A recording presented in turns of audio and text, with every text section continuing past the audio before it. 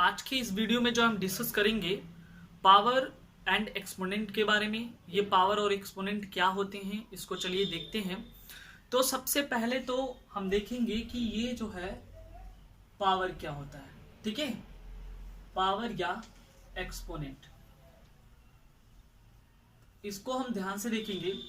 यदि मान लीजिए कोई रेशनल नंबर है, रेशनल नंबर जैसे कि कोई भी संख्या यदि p बाई क्यू के फॉर्म में हो, वेयर q जो है 0 के बराबर नहीं होगा तो वो रेशनल नंबर होगा। जैसे कि मान लीजिए 2/3, 1/4, ये सारे जो है रेशनल नंबर हैं।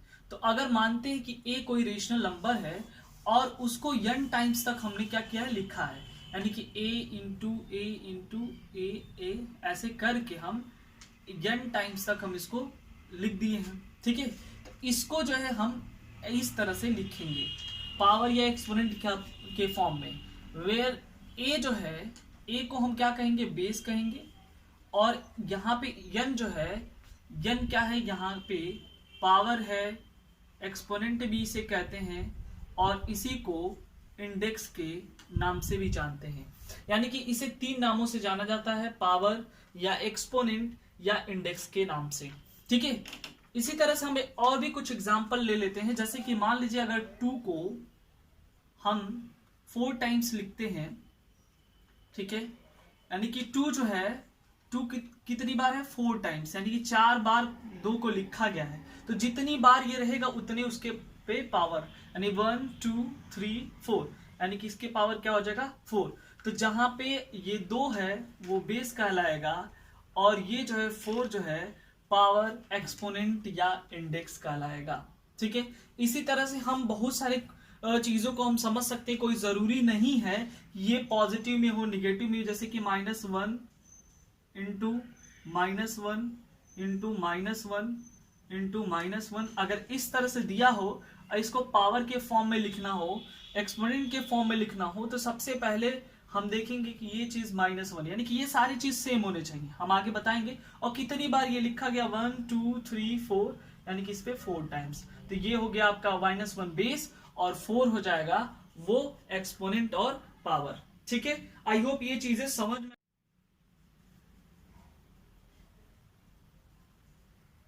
लॉज ऑफ एक्सपोनेंट, तो सबसे पहला लॉ है, इसको ध्यान से देखिएगा कि a पे अगर पावर m है, ठीक है, a की पावर m है इंटू a की पावर n है, तो ये जो है बेस कभी भी सेम रहता है तो पावर जो है ऐड हो जाती है, और मल्टीप्लाई में खासकर, तो यहाँ पे जो है a पे m प्लस n हो जाएगा। ये चीजें आप ध्यान से रखिएगा कि अगर बेस सेम हो तो क्या हो जाएगा, और पावर डिफरेंट हो, बेस सेम हो पावर डिफरेंट हो तो, और वो मल्टीप्लाई में हो, तो वो दोनों पावर जो है ऐड हो जाएंगे।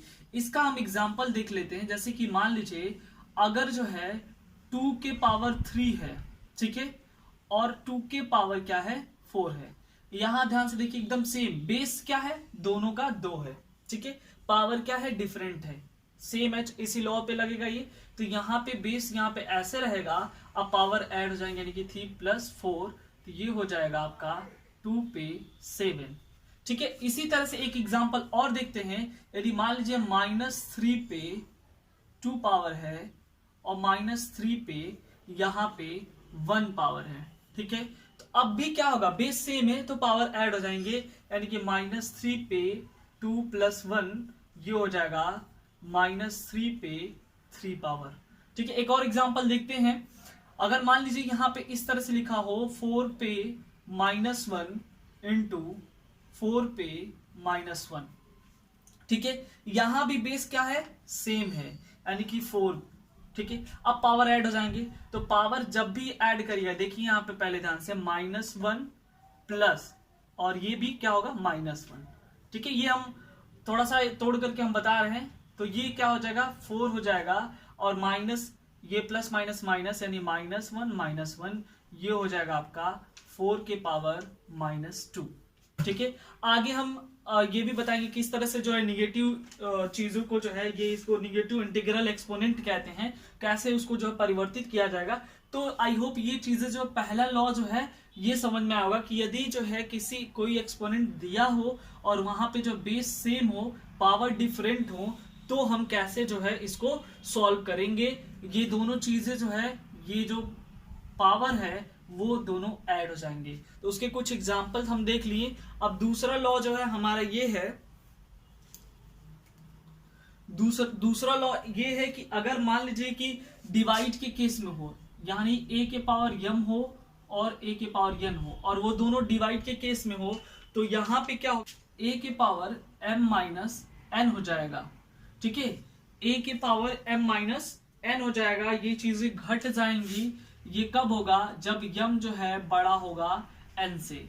जब m जो है बड़ा होगा n से, तो ये केस अप्लाई होगा। इसका तीसरा जो लॉ है वो ये है कि अगर पावर के ऊपर पावर रहता है तो डायरेक्ट मल्टीप्लाई हो जाता है। जैसे कि मान लीजिए a के पावर m, ठीक है, और यहाँ पे n हो, तो ये जो है डायरेक्ट a के पावर man हो जाएगा। ठीक है, चौथा देख लेते हैं लॉ इसका क्या है। ये सारी चीजें जो लॉ है उसको आपको याद रखना पड़ेगा, अन्यथा ये जो है नहीं लग पाएगा। यदि मान लीजिए कि कोई दो चीजें डिफरेंट हो, जैसे कि मान लीजिए ab के पावर जो है m हो, ठीक है, यानी कि दोनों के पावर m हो, तो ये जब ये अलग होगा तो अपना अपना पावर लेके चला जाएगा, यानी a के पावर भी m हो जाएगा और b के पावर भी m हो जाएगा। ठीक है, वही अगर मान लीजिए अगर इस तरह से दिया हो, ab के पावर mn दे के रखा हो, ab के पावर mn दे के रखा हो, तब पे भी आप जानते हैं कि पावर दोनों पे mn लगा है, तो a भी अपना लेकर के mn चला जाएगा और b भी क्या हो जाएगा, b के पावर भी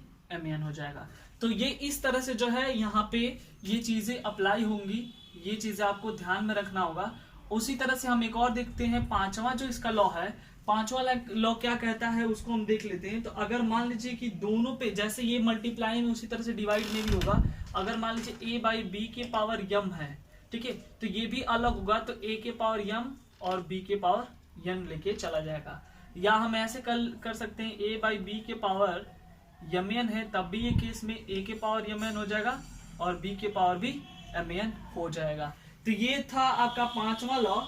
और एक चीज और ध्यान से देखिए, ये लॉ तो कह सकते हैं इसको, यानी कि छठवां बहुत ही छोटा है लेकिन कई बार यूज में काफी ज्यादा आ जाता है। यदि किसी की पावर अगर यूनिट हो तो उसकी वैल्यू खुद इटसेल्फ होगी, यानी कि जैसे कि मान लीजिए a के पावर 1 हो तो उसकी वैल्यू a ही होगी। जैसे फॉर एग्जांपल 2 के पावर 2 यानी कि 2 होगा, ठीक है, -1 के पावर 1 यानी कि -1 होगा। उसी तरह से अगर किसी के पावर 0 हो तो उसकी वैल्यू 1 होगी, यानी कि अगर 2 के पावर 0 होगा उसकी वैल्यू 1 होगी, या -1/4 के पावर 0 होगा तो उसकी वैल्यू 1 होगी। यानी कि किसी के भी पावर जो है यदि 0 है तो उसकी वैल्यू 1 होगी, यदि किसी के पावर जो है 1 है तो उसकी जो वैल्यू होगी इटसेल्फ होगी, यानी कि खुद वो डिजिट ही उसकी वैल्यू मानी जाएगी।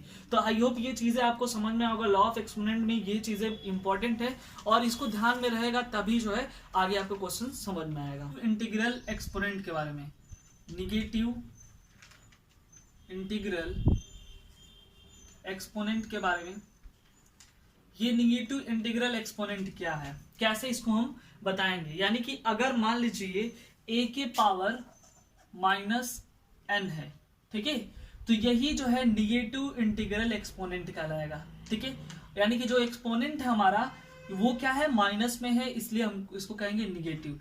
अब देखिए इसको जो हम इस तरह से लिख सकते a के पावर n, ठीक है, यानी कि अभी हम इसका एग्जांपल लेकर के हम समझा देंगे कि किस तरह से जो है निगेटिव इंटीग्रल एक्सपोनेंट इसको कहते हैं। ठीक है, तो यहाँ पे जो a पे -n है, ठीक है, यही निगेटिव इंटीग्रल एक्सपोनेंट है। ठीक है, ये जो है निगेटिव इंटीग्रल एक्सपोनेंट है, और a पे -1/a पे n, ठीक है, 1/a पे n क्या है, ठीक है, यानी कि ये जो है इसको ऐसे कर लें कि a पे n is the reciprocal of a के पावर -n, यानी कि वो उसका क्या है, उल्टा है।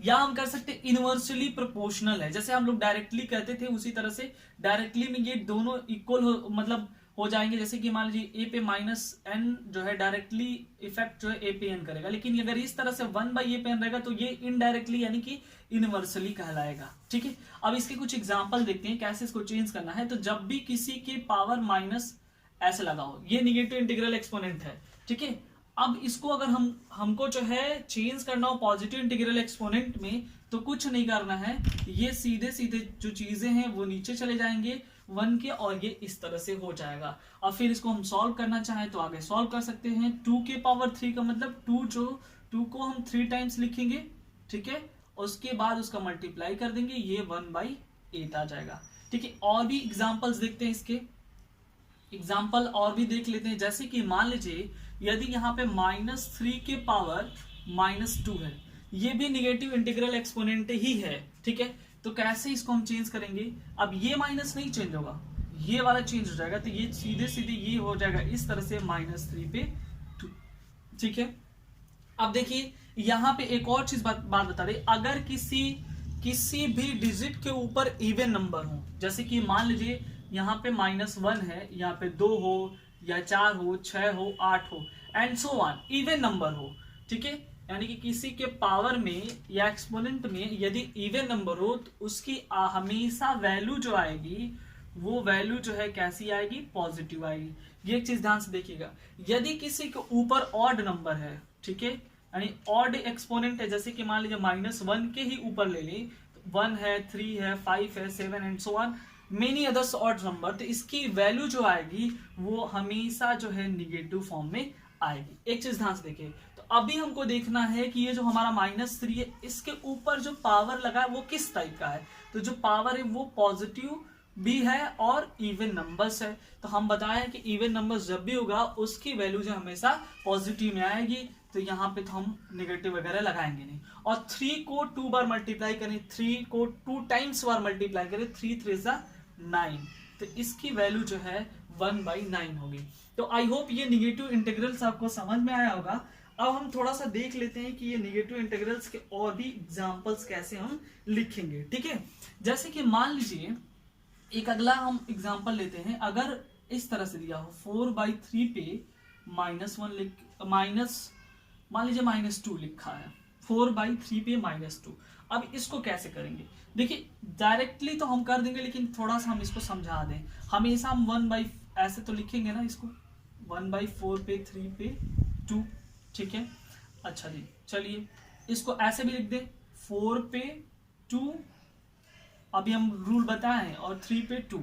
जब भी किसी डिवाइड के नीचे डिवाइड हो, देखिए ये डिवाइड ये है और फिर डिवाइड लगा है, तो जो सबसे नीचे रहता है वो सबसे ऊपर चला जाता है, ठीक है। इनकेस आप इस तरह से देखिए तो ये हो जाएगा 3 के पावर 2 और ये 4 के पावर 2, यानी कि ये हो जाएगा 3 3 9 और ये हो जाएगा 4 4 16। तो इस तरह से जो है, लेकिन अगर हम इसको डायरेक्टली लिखना चाहते हैं यदि, तो जैसे कि मान लीजिए 4/3 पे -2 है, तो कुछ करना नहीं है, आपको 3/4 लिख देना है और तुरंत जो इस पे 2 लगा देना है, और ये हो जाएगा 9/16। यदि आप इस तरह से करना चाहते हैं तो इस तरह से भी हो जाएगा, अन्यथा इसका पूरा प्रोसेसिंग जो है इस तरह से है, ठीक है। ये 2/5 पे -4 है, जैसे मान लीजिए इन दोनों में माइनस लगा हुआ है, तो अब यहाँ पे क्या करेंगे, सिंपल सी बात है, इसको जो है हम उल्टा कर देंगे, यानी कि 5/2, ठीक है, और ये हो जाएगा इस पे 4, 5/2 और इस पे हो जाएगा 4। अब जो हम क्या करेंगे, इसको थोड़ा सा ध्यान से देखिए, अब हम इसको अलग कर देंगे। हम लॉ पढ़ चुके हैं इसमें कि हम इसको सेपरेट कर सकते हैं। अगर इस तरह से अभी जस्ट हम पढ़े हैं कि अगर हमारे पास a/b के फॉर्म में यदि 2 हो तो a की पावर 2 हो जाएगा और b की पावर भी 2 हो जाएगा। अभी हम पढ़ चुके हैं इसके पहले भी, ठीक है। तो यहाँ पे भी क्या हो जाएगा, 2 की पावर 4 हो जाएगा, ठीक है। अब देखिए, अभी हम ये भी बताए हैं कि यदि किसी बेस के पावर जो है यदि इवन नंबर हो तो उसकी वैल्यू हमेशा जो है क्या आएगी, पॉजिटिव आएगी। तो इसकी वैल्यू तो पॉजिटिव आएगी, लेकिन 5 जो है 4 बार यदि मल्टीप्लाई करें तो क्या उसकी वैल्यू हो जाएगी, यानी कि 5 को 4 टाइम्स मल्टीप्लाई करें, 5 5 जा 25, 25 5 जा 125 और 125 5 जा ये हो जाएगा आपका 625। देख लेते हैं, ठीक है, 625 और ये हो जाएगा 4 टाइम्स मल्टीप्लाई करेंगे तो 2 2 जा 4 2 जा 8 2 जा 16। तो ये चीजें जो है, जैसे कि हम अब पहला क्वेश्चन देखते हैं, सारी चीज जो लॉ हम पढ़ लिए उसके हिसाब से हम लगाएंगे। तो जैसे ये भी पढ़े हैं निगेटिव इंटीग्रल एक्सपोनेंट, ठीक है, तुरंत ये कन्वर्ट हो जाएगा इस तरह से 1/3 के फॉर्म में, और ये तुरंत कन्वर्ट हो जाएगा 1/4 के फॉर्म में। अब देखिए सिंपल सा एक फ्रैक्शंस टाइप में हो गया। अब इसको कैसे सॉल्व करेंगे, एलसीएम ले लेंगे। तो यहाँ पे 4 और 3 का जो क्या होगा, एलसीएम 12 होगा। ठीक है, और यहाँ पे जो है आप लिख सकते हैं 1, तो इससे डिवाइड करेंगे 4 टाइम्स पे, और प्लस ये जाएगा यहाँ पे 3 टाइम्स में। ठीक है, तो ये हो जाएगा आपका 4 प्लस 1 3 जा 3 और ये 12। ठीक है, तो ये हो जाएगा 7/12। यहाँ चीज आपको कवर हो गया है। ठीक है, उसी तरह से हम दूसरा क्वेश्चन हम देख सकते हैं। यदि इसको चाहो तो डायरेक्ट ही सॉल्व कर सकते हो, क्योंकि हम ये पहले बता चुके हैं कि किसी के भी पावर यदि 0 हो तो उसकी वैल्यू क्या होगी, 1 होगी। ये हम पहले ही डिस्कस कर चुके हैं। ठीक है, चाहे वो कुछ भी हो, ये एंड सो ऑन यहाँ पे कुछ भी लिखा हो या और यहाँ पे 0 लग गया हो, तो उसकी वैल्यू हमेशा क्या होगी, 1 होगी। अंदर क्या है इससे कोई मतलब नहीं, बस ऊपर देखिए यहाँ पे 0 है एक्सपोनेंट में, उसकी वैल्यू क्या हो जाएगी, 1 हो जाएगी। वही चीज अगर बात करें यहाँ पे, तो यहाँ पे भी हम इस तरह से 1/2 लिखेंगे प्लस 1/3 लिखेंगे और ये -1। ठीक है, अंदर हम सॉल्व करते हैं तो ये हो जाएगा 3 + 2/6 -1, ये 5/6 पे -1। तुरंत हम यहाँ पे देखेंगे कि अब ये क्या हो जाएगा, अब ये हो जाएगा, इसको अगर हम रिवर्स कर दें तो 6/5 पे 1 हो जाएगा और इसकी वैल्यू 6/5 हो जाएगी।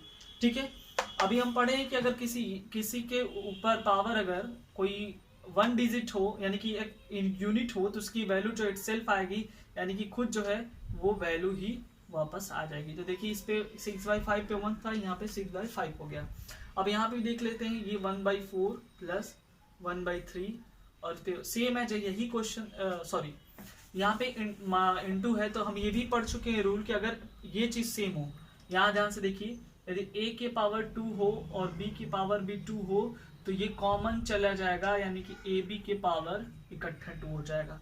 ठीक है, ये चीज हम पढ़ चुके हैं। तो वही चीज यहाँ पे भी हम देखेंगे, यानी कि ये 4/4 × 3 के पावर -1, और ऑलरेडी एक -1 ऊपर लगा हुआ है। और ये भी पढ़े हैं कि यदि किसी पावर के ऊपर अगर पावर रहता है तो डायरेक्ट जो है पावर का पावर में मल्टीप्लाई हो जाता है। तो यहाँ पे 4 3 जा 12 हो जाएगा, और -1 × -1, और दोनों माइनस माइनस मिलके प्लस हो जाएंगे, यानी कि 12 पे जो है यहाँ पे 1 हो जाएगा, और 12 पे 1 की वैल्यू यानी कि इटसेल्फ ये 12 ही होगी।